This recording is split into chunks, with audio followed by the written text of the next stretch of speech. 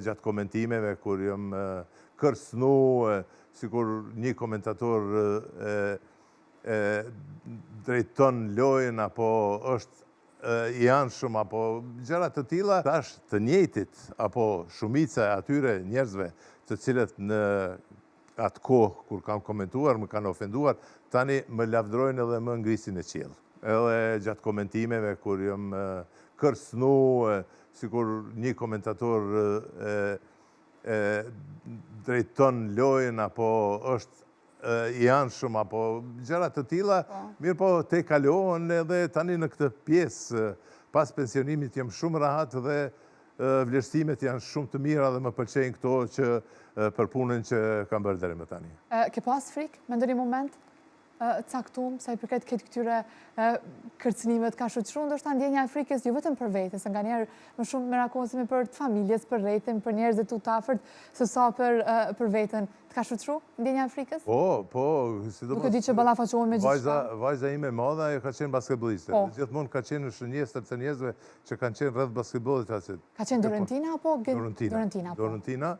Ajo ka qenë basketbolliste dhe gjithmonë në shënjestër të edhe të lojtarëve kundërshtar dhe trajnerëve, gjithmonë kanë qenë ato që e kanë ofenduar, babi kështu, babi ashtu, kështu që ka pas momente të vështira, të cilat nuk mi ka treguar gjithmonë në atë kohë, mirë po më vonë mi ka treguar se çfarë ka mundur të ndodhë në ndonjë prej atyre ndeshjeve, si do të jetë, ne të dy kemi qenë persona publik në atë kohë, unë si gazetar, ajo si basketbolliste, kështu që mirë po te kalohen gjitha këto dhe jemi të lumtur me atë që kemi bërë dhe që kemi arritur deri më tani. Okej, do të flasim edhe pas pak edhe për familjen edhe gjithçka tjetër, po kur jemi tek profesioni, a mendon që janë disa tipare ose parime një që secili i ndjek edhe thjesht nuk i shkel ato? Po du me ditë jo, zotër Blerim, keni pas tipare që bëjnë një gazetar sportiv të mirë, disa parime që i ke ndjek vazhdimisht dhe ju ka bo me qenë kyçeni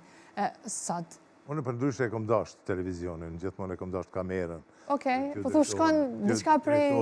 Drejtohem shikuesve, jam munduar të bëj diçka më ndryshe sa që bëjnë të tjerët, kështu që një farë mënyrë kom arrit, parimet kanë qenë të tilla që unë gjithmonë mysafirin e kom respektuar maksimalisht. Nuk kom dashur të vej në pozita të këqija në emision, jam munduar edhe të gazetar të ri, të shtyje, të jep mundësi për të treguar veten edhe kështu me radhë. Asnjëherë nuk kam qenë xheloz të një arritje ndonjë kolegu tima diçka tjetër, gjithmonë kam qenë krenar që kam punuar me gazetar të tillë dhe kështu kam qenë edhe një jetë, edhe jam një jetë, kështu nuk jam xheloz në suksesin e dikujt tjetër. Ama është vështirë, dorën zemër sot në Kosovë, gjejmë persona që nuk e xhelozojmë, duket që suksesi tjetrit është e mbyt një farë forme personin që veç ka xhelozi dhe inati. Jemi të rrëthum, deshe me pranu, jemi të rrëthum për këtë gjëra. Unë kam qenë vetë kënaqur me atë që kam bërë. Domethënë, nuk e kam parë rrezik prej askujt tjetër